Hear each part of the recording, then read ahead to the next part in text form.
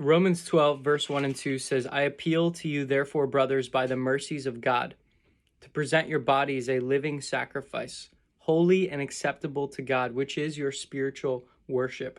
Do not be conformed to this world, but be transformed by the renewing of your mind, that by testing you may discern what is the will of God, what is good, acceptable, and perfect.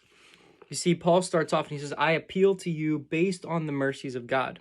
It's the mercy of God that's the motivation for our transformation.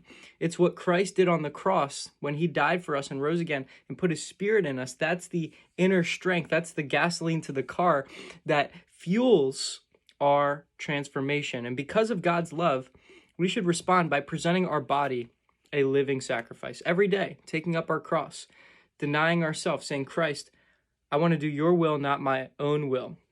When you present your body, it's holy and acceptable to God. It's a living sacrifice. You see, in the Old Testament, sacrifices are always dead. So it seems strange to say a living sacrifice.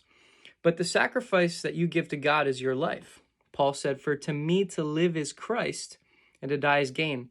Living for Christ is the sacrifice. For to me to live is Christ.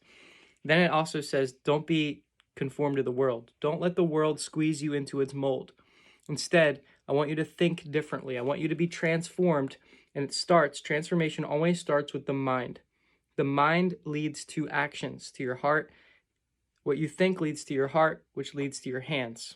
Your mind leads to your heart, to your hands. So if you change your mindset, you're going to feel different things. You're going to live differently. You're going to act differently if you think differently. So, the Christian life is important. The battlefield's in your mind. So renew your mind to truth, and then you'll be walking in God's will in your life.